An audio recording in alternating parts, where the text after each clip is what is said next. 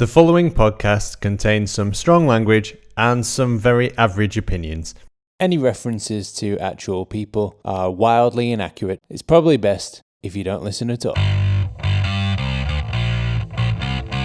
The Roaring Peacock Podcast.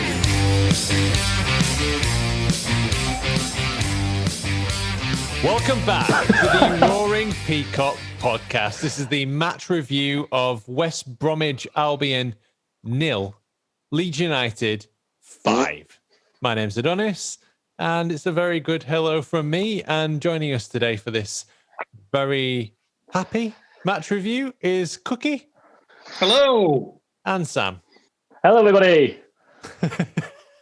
So, bit weird. 4-0 up at halftime. I didn't really know what to do with myself.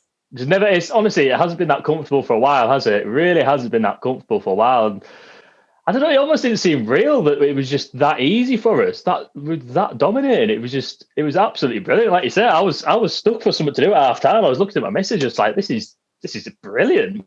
Yeah. More of this. 1995. You said it'd been a while. It's been quite a while since we were 4-0 up at half time. I was 2 years old. It was surprisingly easy, wasn't it? I think it was obviously made easier for us by the own goal. That settles the nerves nice and early, doesn't it? Means you can take your time. It was really nice to see Klitsch back on form. I thought he looked good until he went off. Rodrigo looked good. It was just... I've never felt so relaxed watching a Leeds game, which before the game I was genuinely quite nervous about trying to break down a back 10 of Sam's West Brom. So, yeah, it couldn't have gone any better. But we didn't need to. We didn't need to in the end, because they did it for us.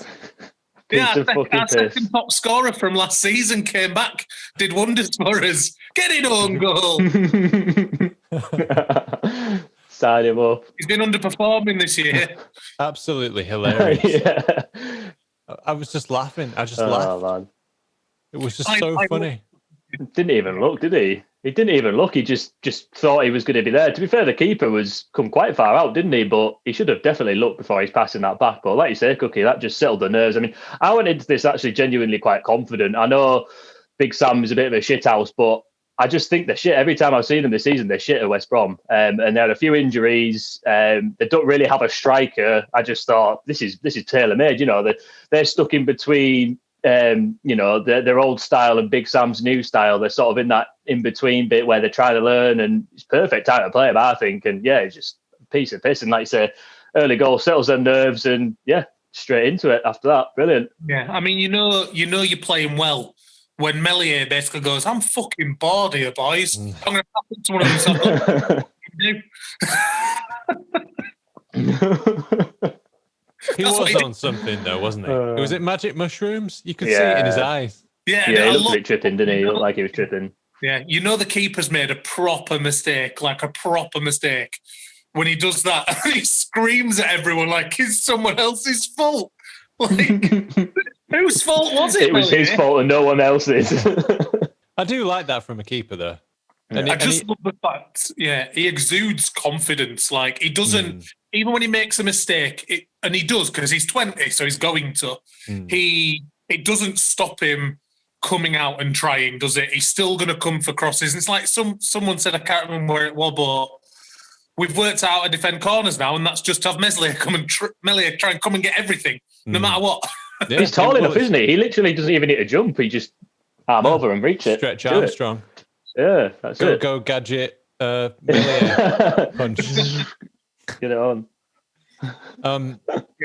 So fucking long, aren't they? He's got a very deep, very French voice, and I can't imagine what it would be like to be shouted at from him. You know, it's like, what are you doing? All the lads. You'd just be confused, that voice coming out. All the lads know he's 20 years old, though. They're probably just thinking, shut up, you French cunt. Yeah. Stop putting that voice on.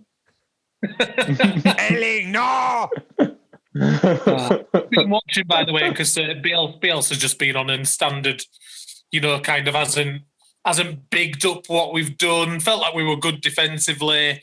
took his chances, so he's happy. But I'll tell you what annoyed me. Straight after the game, you've obviously got Jimmy, and I don't know who that last is who's on Amazon for our game. Does anyone know? No? Well, no, not a clue. They were saying we tried to sign Harrison in the summer and failed, and that we will probably fail to get him again at the end of the season, and that Man City definitely want to keep him, which shows the level of research these absolute fucktards do in not even realising that we have the option to buy. Like, we chose not to buy, to spend cash on other players. How do these people get up in front of millions of viewers? Millions. We'll get a few hundred or whatever for our podcast. We've got a fair few hundred people listening. But these people have millions of people listening to them, and they get up and they've got no idea what the fuck they're talking about, and they just spout complete bollocks. The worst part is, I can't remember who it was on Twitter, it might have been Tasker or someone like that was saying how, and in fairness, in general, he's probably right, is that most of the female pundits tend to be better than the men because they have to work harder, because they're not ex-footballers from the Premier League, so they have to kind of do the research. And this lass on Amazon, I have no idea who she was. I just thought, you're doing nobody any favours, because she was just chatting absolute shit. She came out with the standard trope of, what's going to really matter to Leeds United is the business end of the season. Will they tire at the end of the season? It's like, will you fuck off? It is so boring hearing you all say the same shit that clearly is not true. We played a game two days ago. We played a game 2 days ago. Do we look fucking tired? I know. No, someone do some fucking research, please. Not only that, mate, look at us, right? We've played the exact same fucking team 2 days later. Look at Leicester. Made 6-7 changes, and they look shit. Yeah. We are not tired, and we played the exact same team. It really annoys you, the lack of just basics that you'd expect anyone covering a football match to do. If I wanted to be a professional pundit, which I'm clearly never going to be, I would just expect to have to do some basic research as to who it is I'm covering. You can't imagine the old school commentators like John Motson and that just turning up and chatting that kind of shit. The thing is, the people that watch that, they obviously haven't maybe seen Leeds that often, and they watch that and they take that in, and that's what they think Leeds are like. So all of my mates who, a lot of them armchair fans, they watch that and they'll think, oh, well, Leeds tire, and they tell me, oh, well, Leeds are getting tired. It's like, well, no, they're not. So people are obviously watching now. Like you said, the millions of people watching it, they're fucking believing it as well, because they don't have anything else to go off. Just get someone on who knows a bit more and is asked to put some research in, please. Does my head in. I've got a question for you. Mm-hmm. For the last 4 games, would you have taken 9 points out of 12 knowing we'd lose 6-2 to the scum? I probably would have done. I know it's shit losing to scum, but fuck me, we need the points. There's more to it than that, there. And there was no fans in there, so that would have made it a hell of a lot worse. Yeah, our rivals, Brighton, what are they, 10 points behind now? Fuck off, Brighton. I mean, the reality is that if we'd have put one of those 500 million chances that we had against Arsenal away, we'd be on 26 points. And if the ball hadn't deflected off Phillips's head into the goal for Wolves, we'd have 27 points and we'd be 5th. Well, if we'd have not had a bollocks decision with the stupid handball at the start of the season, we'd have got a better result against Liverpool. Well, there you go. What is though, isn't it? So yeah, I suppose it goes around though, doesn't it? I'm happy with where we are. We're 3 points behind 5th, I think. Is it 26 points, Villa in 5th or something like that? Yeah, we're 5 points behind the Champions League places. If we beat Spurs, which will be a different kind of game and a much tougher game on the counter-attack, then if you beat Spurs, you do start thinking, where could we finish? I still think we'll finish somewhere around where we are, realistically, but there is the possibility we could do much better. Well, I know we're not going to finish. Who knows? In the relegation zone. That's where we're not going to finish. Hey. We're not going to finish on one fucking so point like Sheffield United. We played Sheffield United. Losing again. And they played quite well against us. And Melier had to pull a blinder of a save. It reminded me of Nigel Martin, that one. And there's no bigger. Yeah, we ruined them. There's no bigger compliment. And yeah, we fucking ruined them, mate. We ruined the season. And Newcastle looked terrible. They were easily the worst team that we've played so far. But today, West Brom, I mean, they looked like the blind school. I don't know. Like, mental to think that they were our biggest rival, but 12 months ago, and we are so far away from them now. So far away from this brilliant city. And to be honest, our team isn't that much change as well. I know they didn't spend much money, but we are light years ahead of them, and that's just brilliant. Absolutely brilliant to see. I really enjoy that. It was 1-1, wasn't it? And Slavan Bilic was giving it the big ones for Bielsa. You know, he was It was romance. A Bielsa loving, and you know, they had an extended hug, and you know, it was almost like slow motion, and romantic music came on. You know, you had this rose tinted filter come up, and they looked into each other's eyes, and there was just, you could sense the love and the respect there. Yeah. And I'm fine with West Brom. I mean, they're religious. That's okay. It doesn't really bother me as long as they don't tell me I've got to be religious. That's fine. They can do what they want. And they're not Villa. So I was kind of happy that they came up, but I don't know what the fuck has gone wrong with them, because they deserve to turn to shit, mate. They deserve it for, you know, they weren't doing badly because of Bilic. They were doing badly, in my opinion, because they haven't invested in good players. Like, who was the lad they've signed? Is Diangana they signed for about 15 mil? Yeah. Almost the same amount of money we spent on Rafinha.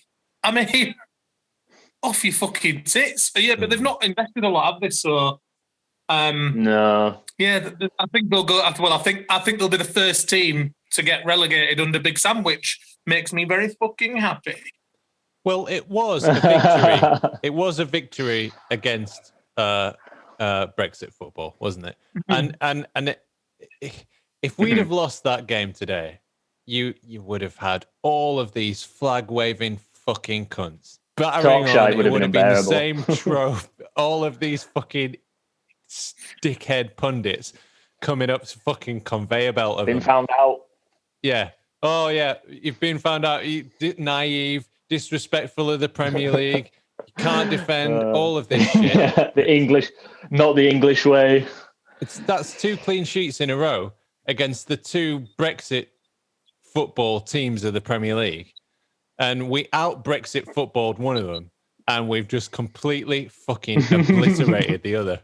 Going back to what you said about Bilic and Bielsa having that hug at the end, having that hug at the end of the game we had last season, did you see Big Sam just completely fuck off Bielsa at the end? And who was he talking to? His little who's his right hand man?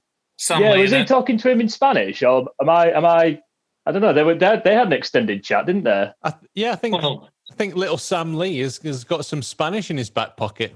Duo cerveza, por favor. That'll be the extent of it. You know it will. Man of the match. I've got to agree with Amazon's as Alioski for me. I thought he was fucking excellent. I thought he was absolutely brilliant. I quite enjoyed him getting. Who was it that gave him the bloody nose? I quite like seeing him snap him afterwards. I quite like that from him.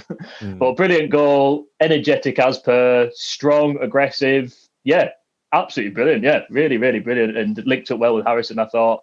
Yeah, I'd completely agree with Amazon's choice, to be honest. I thought it was really hard to pinpoint because so many players were so good. Like, Kalvin controlled the game completely.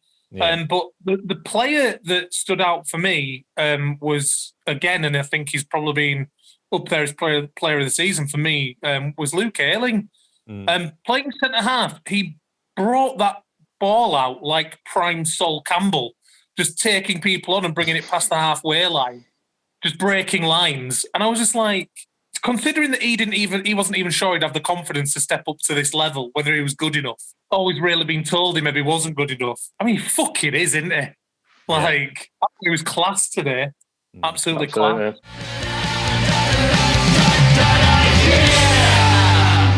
There was good stuff at times from Ayling and Dallas and Harrison. And Rafinha at times, it just it takes away from some of those performances by some of the kind of sloppy play when we went to sleep at times at the back. Okay, fair enough, we're 4-0 up, but we just stay awake for an hour and a half, you know? You're a professional footballer. Do you mean like when he kicked it out for a corner for no reason whatsoever? Yeah, times like that. And like when Ayling could have played it to Click and then backed off to the sideline and then got it back off Click, and they could have worked that together. Instead, he plays a pass into Meslier, who then has 3 West Brom players bearing down on him. And it's no wonder that, you know, I mean, he's been told to try and play it around and tiki-taka and all that. He's 20 years old, you know. They're the outfield players. They should focus on themselves first before they pass him the ball. Man of the match for me was Kalvin Phillips, because he, again, didn't make any mistakes, really. 1 or 2 stray passes, that's going to happen when you have 76% possession. And he's playing these progressive balls and switching the play. So sometimes it's not going to work. I've just seen Fat Sam is trending. But yeah, he's controlled that game completely. I can't argue with that, Donny, because for me, he oozes class. I think there were times, first maybe 3-4 games of the season, where you looked at Kalvin and went, has he taken this step up? Like, is he as good as we think he is? And I think over the last month or so, he's really shown that he absolutely fucking is as good as we think he is. It was surprising for me because although Leon Osman clearly doesn't understand, like all the other pundits, about our tactics, he said, I think it was him that said he would rather take Kalvin Phillips than Declan Rice if he had to pick between the two to the Euros. Because he knows players. He knows players, doesn't he, Leon? Yeah. He can watch a game and comment on it, but having the knowledge beforehand to say, okay, they're going to play 3-3-1-3 because I've looked up Marcelo Bielsa on Wikipedia, spent fucking 2 minutes doing it, and I read the opening paragraph, and 3-3-1-3 is his signature. Okay, fucking idiot. I just think he's continuing to get better, Kalvin, isn't he? And I thought at 24 years old, maybe he wouldn't continue to go on the trajectory that he has, but for me, he definitely is. I think he's still making progress. I think he's a shoo-in for the England squad, or he should be. And long may he reign and stay at the club. You can see he's sort of hopefully anyway the sort of guy that would stay with us as long as we want him for his career, and I absolutely love that. He's the sort of guy you want around at a club. He's such a good lad, and like you say, Cookie, he is actually getting better and better, and really taking the Premier League on. So yeah, I want him to stick around forever, and I'll stop supporting Leeds the second he leaves. So yeah, I'm going to compliment a player and insult a player all at the same time. And people will be annoyed at this because this man also should stay around the club because I love him as our captain. But you can see the difference defensively, in my opinion, how much more solid we look without Liam in the team. Stroik has looked superb in that role since he's gone in there. He looks like a natural-born centre-half. He's much better at reading the game. He's a better passer of the ball. He's maybe not as good a header of the ball yet, but I think we look more defensively solid. Now, I love Liam Cooper as our club captain. I really do. Hope he stays around the club for a long time. But to me, you could see the difference in a defender that can really, really read the game, in my opinion. He's been struggling for form he's and cooler fitness, on the ball, hasn't he? That's the thing about Cooper. Just been when you don't get consistent game time to get your game right. Yeah, I get that. Yeah, and you thrown in, there was no pre-season, and you thrown in at the deep end, in a new division. Yeah. When you're trying to get up to speed, and maybe your form's a little patchy as well, and there are all sorts of things in the background to people's lives. Like, remember that I think it was Cooper's kid was ill and he didn't sleep for a few days. Yeah, that was after the Forest game and before the Bristol game, and I think Marcelo came to the hospital or something, and then he scored in that Brentford game, didn't he? Yeah, and then he scored, and that was the start of it. That was the start of the turnaround, and I think we only lost. We only lost against Cardiff. We only drew twice, and we won 13 of the rest of the game. So I think there are things that happen in the background that we might not be privy to. And another good example is Pablo, for example. Yeah. But in the immediate, I agree, in the immediate, his form hasn't been anywhere near the level. No. I mean, what's not in doubt, Donny, what's definitely not in doubt is Leeds United runs through Cooper's veins. You can tell he's a born Leeds fan. He loves playing for the club. He loves being the captain. The players love him. He gives absolutely everything to Leeds United, and that is absolutely not in question. And I think he has a part to play in this squad. I don't see him in the long term being our centre half that takes us on to the next level. And I just think you see a difference when he's not in there in terms of his ability to read the game and his lack of pace. But I want to clarify really clearly that I fucking love him and nothing will ever take away from him that he was the captain who returned us back to where we belong. So you were speaking earlier about the female pundit. Okay. And apparently it was Karen Carney. So I remember her from the 2015 Women's World Cup. So this is the formula, isn't it? So you get an ex-player, either a man or a woman, on as a pundit instead of somebody who actually has a brain. I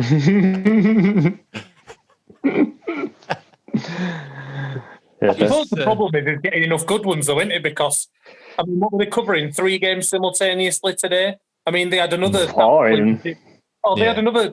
I like a lot of female pundits, and I think a lot of them are very, very good.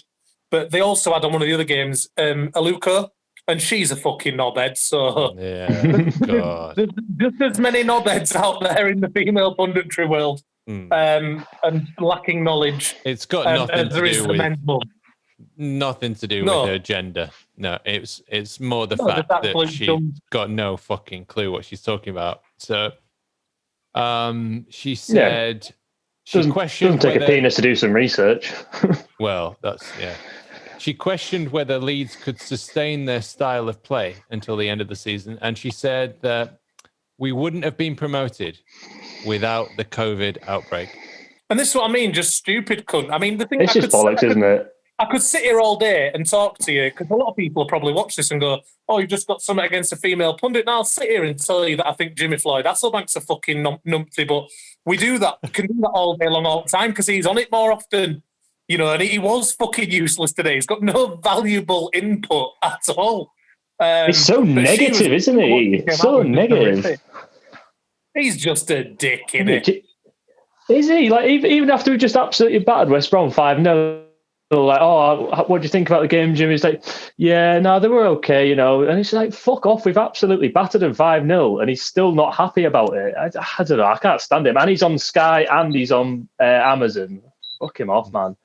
76% possession, 14 shots to 4, 6 on target, 5 goals, 12 chances created. They created 1 chance. Apparently, Big Sam said that if there was no one in goal, they couldn't have scored. I tell you what, I fucking love that we scored 5 goals against 1.2 XG. Fucking worldy goals as well. Fuck we didn't talk XG. We didn't talk about them. Unbelievable. Enough. What was your favourite, Donny? Oh, it has to be Rafinha. I mean, he has been threatening to do that. Yeah. Ever since he's been on the pitch. I mean, just like 1-2 step over. You know, he finally got past this man because I thought their left back played him quite well actually. He tried a few tricks, but it never really worked. Miss you, Lee. Rafinha was trying those tricks and it didn't work, and it was Peltier, was it? Anyway, it was. He was very strong. I thought he did well against Rafinha. Actually, he was one of the few West Brom players that was sort of trying to play the same sport that we were. Yeah. I mean, until he showed a really strong left-footed Rafinha inside onto his left foot, to which point Rafinha went, "Thank you." Well, Rafinha did a bit dickhead. If you give the ball to Rafinha enough times, like we did, eventually he's gonna do you because he's just too skillful. And I mean, when I was a kid, right, the first World Cup I ever saw, 1994, that Brazil team were fucking incredible. There's no England there, so I was, this is like entrenched in me, Brazilians. And then Ronaldinho and Fat Ronaldo, they were my fucking heroes when I was a kid, And so to have a Brazilian, and I think he's threatened so much to do exactly what he did. And you've got Gary Lineker saying it's a goal of the season contender. And I think you forget about it because we scored 5 goals. And it's when you score that many goals, it's difficult to have one in your mind. It's a bit like the Dallas goal at Old Trafford. If we'd have got anything out of that game, we'd be carrying him around on shoulders. Look at the Beckford goal. I mean, that is not a prime goal. It's a shit goal. that is not a worldie. It's not a wonder strike by any means. It's taken about 6 months to trickle over the line. And Dallas has smashed it into the top corner, and Rafinha has. It's a worldie. It's a great finish, isn't it? I wonder when the last time was, if there's been a time where we had 3 different players score with their left foot in a game. Ooh. 3 really strong left-footed finishes tonight. Alios, Garrison, and Rafinha. All good finishes, weren't they? Harrison's was underrated. I thought Harrison's was sick. Yeah, really good hold-up play for that. Like you said, turned his man really, really well. And he started to move off as well, didn't he? I don't remember if only things we could like that. Hold of him, but, Man City want to keep him. I'm sure they do now. 10 million bang. We couldn't get Man City to sell him to us. It's some of Karen Khan. He's told you. What not a surprise at all having a fucking Karen involved in a Brexit ball game. Oh, she's called Karen as well. And it's the last game of 2020. Unfortunate. It was the last opportunity for a Karen to get involved in Leeds United, and she just snuck in there. Thank you, 2020. All of the goals gave me happiness. That's from Marcella. Well, Marcella, each one gave us happiness. I don't think we will ever justifiably be able to return the amount of happiness that Bielsa deserves compared to what he has given us ever. I love that man. Not. I know. I just hope we get to see him in the stadium before he goes. Please. I think he'll stay next season, me. Yeah, I do as well. I do. He cannot. We're giving him everything he wants. He can't possibly want to leave. He must love it here. The only thing is, obviously, he's far away from his family, but he loves it. You can see he loves it. Even when we're 4-0 up, and people are misplacing passes, you can see it. He cares. He gets it. He loves it. Yeah. That was the first time Sam Allardyce has lost 5-0 in the Premier League. I love that. Nobody deserves to get a team relegated more than that. What? The Premier League is shit without us. I mean, just listen to these scorelines. Brighton 0, Arsenal 1. Burnley 1, Sheffield United 0. Edge of me seat. Southampton 0, West Ham 0. West Brom 0, Leeds United fucking Bielsa ball 5. 2 days ago, we were 2 days ago we were the only team that won. Yeah, I know. Yeah, how good is that? It's bizarre. But it's undoubted that we have improved the Premier League. Absolutely undoubted. And all of this criticism after the scum game, it's completely unjustified. And it's just by a bunch of overpaid, ignorant twats who don't jealous know. Twats. Well, they don't know anything about us because they don't watch the Championship and they don't watch any other Premier League games. They've just noticed us because we played scum and we lost 6-2. That's it. Yeah. So they've perked up, they've pricked up, and they've fucking spewed some abusive, ignorant diarrhea out of their mouth. And it really upset Bielsa. And that pisses me off. It did. Yeah, the only downside to tonight is that we're going to have loads of people enjoying watching us again, and I were quite liking us getting back to people thinking we were cunts. Wait till the fans get back in, mate. Wait till the fans get back in. Everyone will hate us again. Yes, you watch, mate. I've always loved that this club is ours and people don't really like us. Yeah. And then this season, we were everybody's second team, which can get in the fucking bin. And then it's like, we lose to Man United 6-2. And it's like, oh, yeah, it's fucking, they're not good. Oh, look at them. Oh, yeah, fuck Leeds, blah, blah, blah. And I was like, yes, we've lost to school. At least everyone fucking hates us again. And now they're going to love us again, aren't they? Horrible. Fucking hell. I don't mind that. Leeds fans deserve this. Other people don't deserve it. We've earned this. We've been through so much pain to get to this joy. Fucking hell. No, okay. I agree. So, most memorable moment of the match. So, the moment that you'll think of when you think back to this game. Cookie? For me, I would probably just go with Rafinha's goal. I just think it was absolutely class. He kept trying. And I think the lad's absolute beauty. And what a finish right into the top corner. So, yeah, Rafinha's goal for me. Sam? I know it's a bit of a cop-out, but I'm going to go for the whole of the first half because it probably is the best half I've seen Bielsa, under Leeds. And yeah, it was just complete dominance. The goals were absolutely outstanding. I know Rafinha's was in the second half, but yeah, I've just never felt that comfortable and happy at half time thinking we've absolutely controlled it. They've done absolutely nothing, and even better that it's against Big Sam. So yeah, I know it's a bit of a cop-out, but whole of the first half, mate, it was just sublime, absolutely sublime. About you, Donny? Yeah, it's a real toss-up. I'm going to have to kind of semi-cop out as well, because that own goal was so fucking beautiful.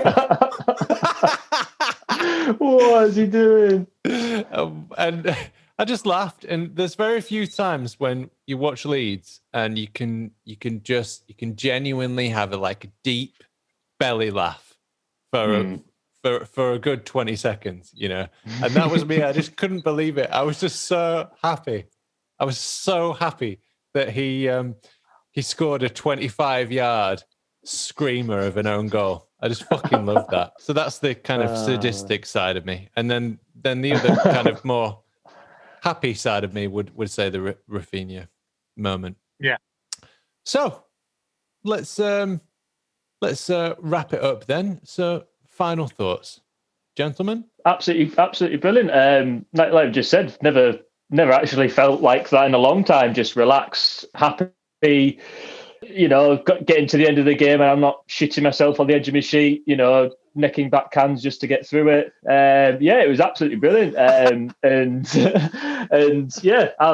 Just thoroughly enjoyed it. Bring on Tottenham. I know it's going to be a hard game. They've got some real quality compared to West Brom. It really didn't. But yeah, I'm just going to enjoy it. Great end to 2020, which has been a shit year. 5-0 win, take us nicely into the top half. Can't ask for more than that. I'll keep mine short and sweet. Being a Leeds fan is, for the first time in a long time, just fucking brilliant. I loved it. Final thoughts from me are: I cannot believe West Brom are in the same division as us. It's weird, isn't it? They look like honestly, they look like a League One team. Not even a League One team. They look like a group of random strangers who didn't know about football before and had been explained the rules about 15 minutes before kickoff and sent out there. Go on, get out there, have fun. Crawley will put up a better fight than they will. I guarantee you. I loved that West Brom were wasting time 4-0 down. Just didn't want any more. Yeah, Stop the goals. We're good with this. Let's just end it. So that was your match review podcast. So it's a very good bye from me, and it's a very good bye from Cookie. See you later, guys. And it's a very good bye from Sam. Goodbye, everybody. Super Leeds. And stay tuned for the New Year's special with a certain Phil Hay. That's it. That's your lot. Fuck off. Most of our stats come from LUFC Stats or LUFC Data on Twitter. You should probably give them a follow as they're more interesting than us. A very special thanks to Adam Warner, Barney Stuart, Cookie, Ewan and Howard Metcalf, Josh Pearson, Laura, Leon and Rob, The Light Show, and all our family and friends. So many games.